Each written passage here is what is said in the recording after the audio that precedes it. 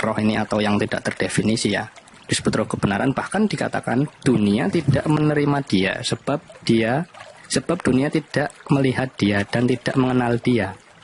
Sedangkan yang dimaksud oleh Al-Quran jelas-jelas Nabi Muhammad terlihat mengenal juga, dunia juga menerima. Banyak teman-teman muslim kan di dunia ini. Oke. Nah, ditambah lagi di ayat yang berikutnya, tetapi penghibur yaitu Roh Kudus. Nah, ini kan sudah berbeda lagi, di mana orang Kristen mengatakan penghibur ini yaitu Roh Kudus. Tetapi dalam pengertian muslim yang disebut Roh Kudus ini ya Jibril. Sama seperti peristiwa pada waktu bertemu Siti Maryam kan, yang dimaksud Rohul Kudus ketemu dengan Siti Maryam ini kan Jibril, malaikat Jibril. Dikatakan di dalam Yohanes 14:26, tetapi penghibur yaitu Roh Kudus yang akan diutus Bapa dalam namaku, dialah yang akan mengajarkan segala sesuatu kepadamu dan akan mengingatkan kamu tentang semua yang telah kukatakan kepadamu. Jadi di sini sudah beda konteks. Yang dimaksud oleh Al-Quran adalah menubutkan seseorang, tetapi yang dimaksud oleh Yohanes itu bukan seseorang. Karena dikatakan di sini penolong itu menyertai kamu selama-lamanya. Artinya dia hidup. Begitu. Jadi sudah clear di sini ya. Artinya ketika mencocokkan ya itu sudah berbeda konteks. Jadi nggak bisa kemudian dicocokkan, bahkan sangat kontra sekali. Yang satu fisik bentuknya manusia, yang satu bukan. Itu saja tanggapan saya, Bang Suma. Jadi baik. Rasa nggak perlu digabung-gabungkan lah begitu. Baik. Bukan menggabungkan. Agama Kristen ini adalah hasil upaya pembelokan pengajaran Nabi Isa. Bukan menggabungkan. Kristen ini, agama Anda itu adalah agama yang dihasilkan dari hasil tipu daya. Itu dulu. Sekarang Anda membawa data Yohanes 14 nomor 26. Coba kita cari benang merah keakuratan pengakuan ini. Apa dikatakan oleh Yesus? Katanya, seorang tetapi penghibur yaitu Roh Kudus yang akan diutus oleh Bapa dalam namaku. Dialah yang akan mengajarkan segala sesuatu. Ini aja Kristen udah keok di sini. Keok Kristen di sini. Ini mencret tepung kalau saya tanya orang Kristen di sini. Benarkah Roh Kudus itu bekerja kepada orang Kristen dengan mengajarkan segala sesuatu? Kalau saya tanya orang Kristen, Roh Kudus mau mengajarkan batasan menikahi wanita itu usia berapa? Mencret. Kalau saya tanya bagaimana hukum waris di dalam agama Kristen menurut Roh Kudus, kalau Anda di NT apa? Mencret. Jangan kemudian Anda percaya diri dengan mengatakan, sudah dia tidak. Kristen agama yang dihasilkan dari pembelokan ajaran Nabi kami Isa alaihissalam. Itu yang betul. Itu satu. Yang kedua, tetapi penghibur yaitu Roh Kudus yang akan datang diutus oleh Bapa dalam namaku, dialah yang akan mengajarkan segala sesuatu kepadamu dan akan mengingatkan kamu akan semua yang telah kukatakan kepadamu. Subhanallah. Nabi Isa alaihissalam di dalam Al-Quran mengajarkan menyembah hanya kepada Tuhan yang satu, mengajarkan sunat, mengajarkan ini dan itu, mengajarkan ini dan itu. Ajaran yang muncul di Al-Quran dengan ajaran yang ada pada Yesus sama. Tapi ajaran yang ada pada Yesus dan ajaran yang ada pada Kristen hari ini tidak sama. Ayo, dia akan mengingatkan apa yang telah kukatakan kepadamu. Di mana Yesus pernah mengatakan sembahlah aku? Tak ada. Tapi Paulus mengajarkan menyembah kepada Yesus. Yesus mengatakan, Nabi Isa mengatakan, "Maqultu lahum illa ma amartani bi ani abudullah rabbi wa rabbakum." Pernah nggak Paulus mengajarkan bahwa Yesus itu menyembah kepada Bapa?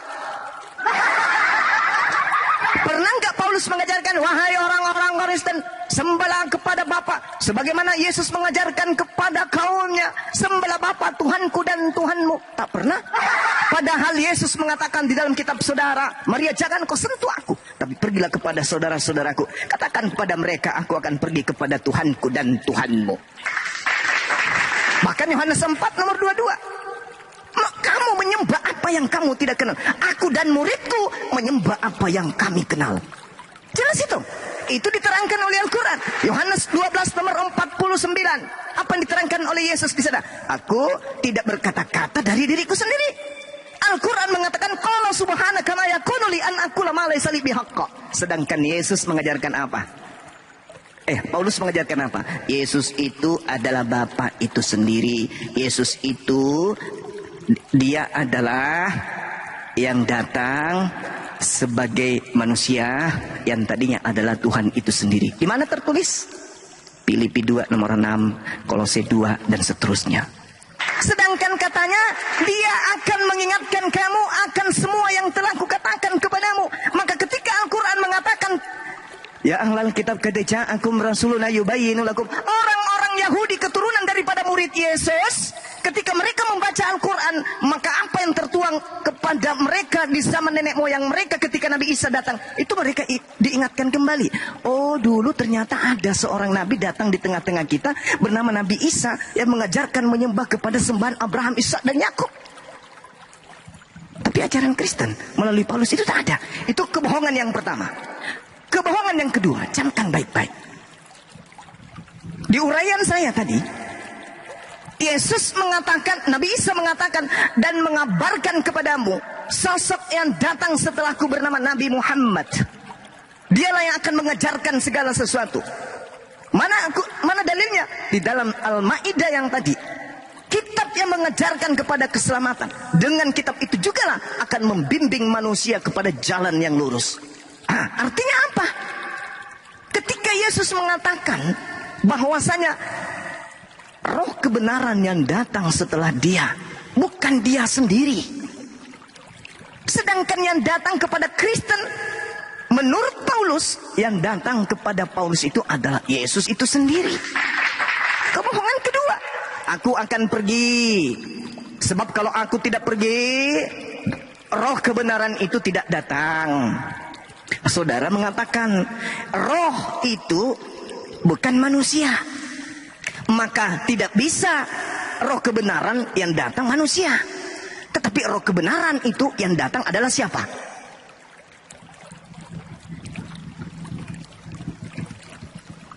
Yesus. Pak, gak salah tuh. Yesus mengatakan, aku harus pergi sebab kalau aku tidak pergi, roh kebenaran itu tidak datang. Jadi dia harus pergi. Maka yang datang wajib bukan Yesus. Yang datang kepada Paulus, Yesus. Tapi dalam bentuk roh katanya. Tuh. Kalau yang datang itu adalah Yesus itu sendiri. Dan Yesus dalam bentukan roh. Jasadnya kemana Cak Ayu? Bukankah Yesus sendiri mengatakan bahwa aku harus pergi? Dan yang datang setelahku adalah roh kebenaran. Sedangkan yang disebut dengan roh ini adalah manusia. Kita semua ini adalah makhluk roh. Kita semua ini adalah makhluk roh. Siapa bilang kita ini bukan makhluk roh? Kita ini semua makhluk roh. Cuman punya biologis, dibungkus oleh biologis fisik. Maka roh kita itu kemudian beraksi melalui pergerakan fisik. Kita ini makhluk roh. Siapa bilang bukan? Kita ini makhluk roh. Makanya dikatakan di dalam Kejadian 6 nomor 3, berfirmanlah Tuhan, rohku tidak akan selama-lamanya tinggal dalam manusia. Karena manusia itu adalah daging, tetapi umurnya akan 120 tahun saja. Roh siapa yang ada pada diri kita? Roh Tuhan. Roh siapa yang ada pada diri Yesus? Roh siapa ya? Roh siapa yang ada pada diri Yesus? Roh Tuhan. Berarti Bang Suma dan Yesus sama-sama roh Tuhan. Sederhana untuk jadi waras itu, sederhana. Kembali kepada tema, 30 detik. Jadi kata Yesus, yang datang setelahku adalah roh kebenaran. Yang datang setelah dia roh kebenaran. Roh kebenaran itu datang kemudian. Siapa itu? Baginda Rasulullah Muhammad sallallahu alaihi wasallam. Roh Kudus itu datang setelah Yesus. Siapa Roh Kudus itu? Malaikat Jibril datang kepada baginda Rasulullah Muhammad sallallahu alaihi wasallam. Sedangkan yang datang kepada Paulus bukan Roh Kudus, yang datang kepada Paulus adalah Yesus. Yesus yang datang kepada Paulus. Kebohongan yang sangat luar biasa. Makanya antara pesan Yesus dan ajaran Paulus itu berbeda. Bertentangan 4.600,70 mil perbedaannya antara ajaran Yesus dan ajaran Paulus. Kalau Rasulullah Muhammad SAW berbicara mengenai Nabi Isa alaihissalam, itu justru lebih dekat kepada pengajaran Yesus. Artinya Kristen ini adalah buah karya dari orang-orang Farisi yang minta oleh Yesus agar diwaspadai. Di Al-Quran, ketika Nabi Isa alaihissalam, orang-orang ahli Taurat membuat makar. Wa makaru wa makarallahu wallahu khairul makirin. Hasil dari makar mereka inilah muncul agama Kristen. Itu jelas. Silakan. Ya, mohon maaf nih Bang Suma. Ya, nggak apa-apa. Silakan Bang. Santai aja. Menyebut kebohongan jadi nggak enak. Ya nggak apa-apa. Itu fakta. Itu fakta. Ya, gini. Ya, silakan. Yang disebut kebohongan menurut Bang Suma, Nabi Isa menubuatkan Nabi Muhammad atau Yesus menubuatkan Nabi Muhammad? Yang mana yang disebut kebohongan? Kebohongan itu ketika Yesus menubuatkan roh kebenaran, tapi ada pendiri agama justru mengaku didatangi oleh Yesus. Itu kebohongan. Aku akan pergi. Yang datang setelahku bukan aku, tapi roh kebenaran. Mengaku yang datang kepadanya Yesus. Itu kebohongan. Kebohongan. Itu kebohongan. Jelas itu. Maksudnya tentang pengakuan Paulus. Sekarang menurut menurut saudara Bro Admin, berdasarkan pengakuan Yesus di dalam Yohanes 14, Yohanes 16, yang datang setelah dia terangkat ke langit, roh kebenaran atau Yesus itu sendiri? Bukan. Saya nggak masuk ke situ. Lalu? Masuk ke pembahasan Paulus. Begini. Tadi kan saya juga mencari kebohongan kan? Iya. Bang Suma menyebutkan Yohanes 14:26 tentang nubuatan roh kebenaran, dan satu lagi ayat Al-Quran tentang menyebutkan nubuat tentang Nabi bernama Ahmad atau Muhammad. Yes. Tentang pernyataan bahwasanya Isa menubuatkan Nabi bernama Ahmad dan Muhammad sudah pasti bukan kebohongan. Yes. Tetapi pernyataan yang mengatakan keluar dari mulut Bang Suma sendiri, Yesus menubuatkan Nabi Muhammad, itu adalah sebuah kebohongan. Karena tidak. Bukan itu. Kenapa tidak disebut kebohongan, sementara secara teks sendiri tidak satupun yang mengatakan Yesus menubuatkan Nabi Muhammad? Kecuali pernyataan di dalam Al-Quran itu benar, Nabi Isa menubuatkan Nabi bernama Ahmad. Itu nggak mungkin kebohongan. Jadi gini loh, itu tidak mungkin kebohongan. Yang kebohongan itu yang saya katakan tadi. Yesus mengatakan yang datang setelahku adalah roh kebenaran. Tapi ada pendiri agama mengaku yang datang setelah Yesus terangkat adalah Yesus. Itu kebohongan. Sekarang makanya saya tanya kepada saudara, menurut Yesus dalam Yohanes 16 dan Yohanes 14, dia harus terangkat ke langit. Sebab kalau dia tidak terangkat, maka roh kebenaran itu atau penghibur itu tidak datang, atau Roh Kudus itu tidak datang. Nah sekarang pertanyaan saya, menurut Yesus yang datang setelah dia terangkat ke langit, Yesus yang datang kembali atau bukan Yesus? Silakan. Ya, saya jawab. Soal Paulus, betul. Kalau Bang Suma menganggap itu sebagai kebohongan, oke, enggak apa-apa. Tapi tolong dijawab pertanyaan saya, bahwasanya pernyataan Bang Suma tentang Yesus menubuatkan Nabi Muhammad itu sebuah kebohongan atau bukan? Itu bukan sebuah kebohongan. Bahwa Yesus mengatakan akan datang roh kebenaran, penghibur setelah dia, itu adalah sebuah kebenaran. Dialah Nabi Muhammad. Tapi yang merupakan kebohongan adalah Anda oknum yang mengaku utusan Yesus bertemu dengan Yesus di padang gurun. Itu kebohongan. Oke, Bang Suma, kenapa pernyataan Isa menubuatkan seorang nabi bernama Ahmad tidak disebut kebohongan? Loh, karena faktanya memang yang datang setelahnya adalah Nabi Muhammad. Fakta itu. Karena ada ayat tertulis demikian, betul. Oke, nah sekarang kenapa Paulus mengaku yang datang kepadanya adalah Yesus, sementara Yesus menubuatkan yang datang setelah dia bukan Yesus? Iya Bang Suma, soal Paulus tadi saya sudah jawab. Boleh Bang Suma menganggap itu suatu kebohongan, silakan. Ya sudah. Berarti kalau itu Kalau itu kebohongan, berarti yang benar menurut Yesus yang datang setelah dia adalah Nabi Muhammad. Selesai perkara kan? Ya, sudah selesai perkara Paulus, sudah selesai ya. Sekarang perkara pernyataan Bang Suma yang dari tadi mengatakan Yesus menubuatkan Nabi Muhammad. Iya. Itu kebohongan atau kebenaran? Bukan, kalau itu kebenaran. Itu kebenaran. Buktinya apa?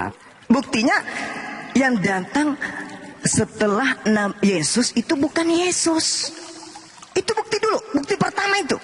Yang datang setelah Yesus itu bukan Yesus. Bukti yang menguatkan, kita lihat. Sebelum lari ke Nabi Muhammad, bukti yang menguatkan. Matius 24. Pada waktu jika orang berkata kepadamu, lihat ada Yesus di sini atau Yesus di sana, jangan kau percaya. Sebab Mesias dan Nabi palsu akan muncul. Mereka mengadakan tanda-tanda, dahsyat, mukjizat-mukjizat sehingga kemungkinan orang-orang pilihan pun akan tertipu.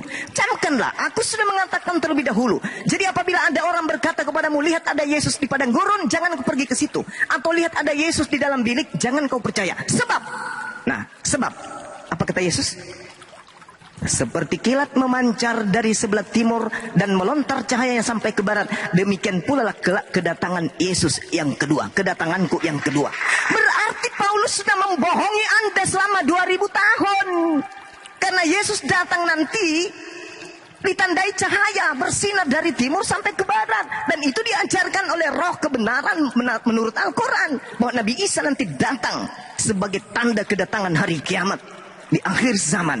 Berarti Yesus pesan yang datang setelahku itu, sebelum datang kedatanganku yang terakhir, ada sosok penolong, ada sosok penghibur, bukan aku. Kalau yang datang setelah aku adalah aku, lalu kemudian aku lagi nanti yang datang ke akhir zaman, berarti kedatanganku yang di akhir zaman itu adalah kedatangan yang ketiga.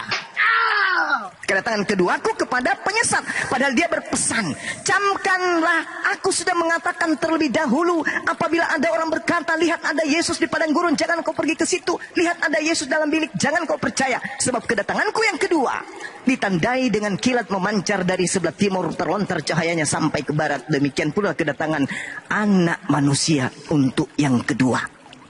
Berarti mau tidak mau, yang dimaksud roh kebenaran adalah manusia, bukan yang datang kepada Paulus yang mengajarkan kalian itu untuk menyembah kepada manusia. Bukan. Justru Yesus mengatakan jangan kau percaya, sebab kedatanganku nanti itu ditandai oleh cahaya. Berarti yang datang setelah Yesus, roh kebenaran yang adalah Nabi Muhammad sallallahu alaihi wasallam. Itu jawabannya. Mana kebohongannya? Oke, Bang Suma. Saya kembali ke topik Paul ini ya. Topik pertama yang tadi Bang Suma sampaikan. Dan soal Paulus, oke, saya ikutin saja. Maksudnya kalau Bang Suma bilang Paulus berbohong atau apa, ya enggak apa-apa. Itu kan sudut pandangnya Bang Suma. Saya tetap kembali ke pernyataan Bang Suma. Begini, Nabi Isa menubuatkan seorang nabi bernama Ahmad, itu adalah kebenaran. Apa buktinya? Ayat Al-Quran. Misalnya tadi Asyaf ayat 6. Ya, pernyataan Bang Suma yang berikutnya, Yesus menubuatkan Nabi Muhammad, itu dianggap sebuah kebenaran atau kebohongan? Jika kebenaran, apa buktinya? Buktinya, Yesus tidak pernah datang. Yang datang adalah roh kebenaran. Roh kebenaran ayatnya sudah kutunjukkan. Kalau Anda mengatakan bahwasanya yang dimaksud dengan roh itu adalah harus roh, Anda keliru. Kenapa? Karena yang dimaksud dengan roh kebenaran itu adalah nabi. Mana buktinya? 1 Yohanes 1 nomor 1. Itu dulu. Lalu bukti yang paling akurat kemudian adalah Nehemia 10. Coba kita lihat di dalam Nehemia 10 tuh, bahwa yang dimaksud dengan roh kebenaran itu adalah nabi. Di dalam Nehemia 9 nomor 10 dikatakan begini. Bertahun-tahun lamanya engkau melanjutkan sabarmu terhadap mereka. Dengan rohmu engkau memperingatkan mereka, yaitu dengan perantaraan para nabimu. Masih belum jelas bahwa yang dimaksud roh di situ adalah seorang nabi? Saya ulang, Nehemia 9 nomor 30. Namun bertahun-tahun lamanya engkau melanjutkan sabarmu terhadap mereka. Dengan rohmu engkau memperingatkan mereka, yaitu dengan perantaraan para nabimu. Berarti roh kebenaran yang datang dari Bapa adalah seorang nabi, bukan seorang Tuhan. Seperti yang Anda imani dari Bapak Paulus si pembinasa keji itu. Itu buktinya. Kalau mana buktinya? Saya kasih bukti. Nehemia 9 nomor 30. Kalau masih kurang, aku bacakan lagi. Bilangan 11 nomor 25. Lalu turunlah Tuhan dalam awan dan berbicara kepada Nabi Musa. Kemudian diambilnya sebagian dari roh yang ada pada Musa.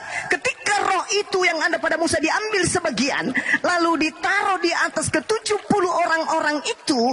Ketika roh yang diambil dari Musa itu hinggap pada mereka, maka kepenuhanlah mereka seperti seorang nabi. Jadi ketika roh Musa, roh Tuhan yang ada pada diri Musa diambil sebagian, diletakkan kepada Harun, maka Harun terlihat seperti nabi. Kenapa? Karena roh Tuhan ada pada dirinya. Sedangkan roh Tuhan itu adalah roh kebenaran. Pengakuan Musa di dalam bilangan 11 nomor 29. Camkan, Anda baca sendiri. Tetapi Musa berkata, apakah engkau begitu giat mendukung diriku? Kalau seluruh umat Tuhan menjadi nabi disebabkan karena Tuhan memberi rohnya hinggap kepada mereka, maka semua orang akan menjadi nabi. Berarti roh kebenaran yang dimaksud ini sama dengan nabi. Terakhir, Anda baca Yohanes 3 nomor 34. Orang yang diberi tugas untuk menyampaikan firman, maka Tuhan kemudian memberikan rohnya di atasnya dengan tidak terhingga. Kenapa? Karena mereka semua adalah diperintahkan untuk menyampaikan firman Tuhan. Firman Tuhan cakupannya adalah kebenaran. Yohanes 3 nomor 34. Sebab siapapun, kata Yesus, yang diutus oleh Allah, dialah yang menyampaikan firman Allah. Karena Allah mengaruniakan rohnya dengan tidak terbatas terhadapnya. Jelas. Jadi seorang nabi kepadanya roh kebenaran. Ketika seorang nabi itu datang roh Tuhan, seorang manusia datang roh Tuhan kepadanya, maka orang tersebut menjadi nabi. Maka yang datang setelah Yesus jelas nabi, sebab di situ ada roh kebenaran. Kalau berbicara mengenai roh kebenaran, berarti itu roh dari Tuhan. Berbicara dengan roh kebenaran yang hinggap kepada manusia, maka otomatis orang itu akan menjadi seorang nabi. Ingat yang saya katakan tadi, 1 Yohanes 4 nomor 1. Apa yang tertulis di sana? Bacakan kepada saudara. Saudara-saudaraku yang kekasih, janganlah percaya kepada setiap roh, tetapi ujilah roh-roh itu, apakah dia berasal dari Allah atau bukan. Sebab banyak suara noise yang tidak tahu diri. Sebab banyak nabi-nabi palsu yang akan muncul dan pergi ke seluruh dunia. Demikianlah kita mengenal roh Elohim. Setiap roh yang mengaku bahwa Yesus Kristus telah datang sebagai manusia berasal dari Allah. Tapi roh yang mengaku bahwa Yesus itu adalah Tuhan, itu berasal dari roh apa? Jadi jelas yang dimaksud roh kebenaran itu nabi. Berarti yang datang setelah Yesus adalah Nabi Muhammad, bukan Yesus yang datang setelah Yesus. Kalau Yesus yang datang setelah Yesus, Yesus tidak usah pergi. Coba Anda baca pelan Yohanes 16 nomor 7. Adalah benar yang engkau katakan, adalah lebih baik jikalau aku pergi. Sebab kalau aku tidak pergi, roh kebenaran itu tidak akan datang. Loh, kalau roh kebenaran itu adalah Yesus itu sendiri, ngapain repot-repot dia pergi? Gak usah kamu pergi Yesus, hidup aja sampai hari ini. Udah 2000 tahun usiamu hidup di dunia, merantau ke sana kemari mengajarkan kebenaran kalau kau itu Tuhan. Tapi tidak, dia mengatakan dalam Yohanes 16 nomor 7. Adalah lebih baik jika aku pergi sebagaimana yang engkau katakan. Sebab kalau aku tidak pergi, maka roh kebenaran itu tidak akan datang kepadamu. Berarti yang datang setelah Yesus, menurut Al-Quran dan menurut Bible Anda, itu adalah seorang nabi. Bukan roh yang masuk ke setiap orang Kristen lalu kemudian kesurupan di gereja. Bukan itu. Oke, makanya ajaran Paulus itu bertentangan dengan ajaran Yesus. Kenapa? Karena yang datang kepada Paulus itu roh jahat. Apa buktinya yang datang kepada Paulus itu roh jahat? Baca Kisah Para Rasul 22. Ketika kemudian Paulus mendengarkan, siapakah engkau Tuhan? Akulah Yesus yang kau aniaya. Padahal itu bukan Yesus, itu iblis. Apa buktinya dia iblis? Karena setelah Paulus mendengarkan itu, Paulus tiba-tiba buta. tanda-tanda orang kerasukan roh jahat atau roh iblis buta. Baca pengakuan Yesus di dalam Matius 12 nomor 22. Tanda-tanda orang kerasukan roh jahat adalah buta.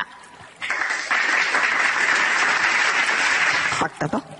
Yesus mengatakan, waspadalah, camkanlah. Aku sudah mengatakannya terlebih dahulu kepadamu. Apabila ada orang berkata bertemu dengan aku di padang gurun, jangan kau pergi ke situ. Apabila ada orang berkata bertemu dengan aku dalam bilik, tai meong, atau sel penjara, atau kamar rahasia, atau bilik rahasia, jangan kau percaya. Sebab kedatanganku nanti ditandai dengan kilat yang menyambar dari timur sampai ke barat. Demikianlah kedatanganku untuk yang kedua kalinya. Berarti kalau ada yang ngaku-ngaku bertemu dengan Yesus, mau di padang gurun, mau dalam bilik, mau ketika dia sholat tahajud, mau ketika dia umroh, itu semua kata Yesus, jangan kau percaya, karena kedatanganku nanti yang kedua itu terakhir, setelah matahari ingin diterbitkan dari barat sampai ke timur. Sekian, saya kira itu, saudara, silakan. Iya, Bang Suma. Mohon maaf nih, aku kembali lagi ya. Ya, nggak apa-apa, silakan. Di dalam pandangan orang Kristen, kita tetap berpegang ya, Yohanes 14:26, tetapi penghibur, yaitu Roh Kudus. Jadi penghibur di sini yang dimaksud adalah Roh Kudus, yang dimaksud oleh Yesus dalam catatan Yohanes 14:26. Ya, dan saya tetap tadi terima kasih tentang ayat-ayat yang lain yang disebutkan. Jadi bukan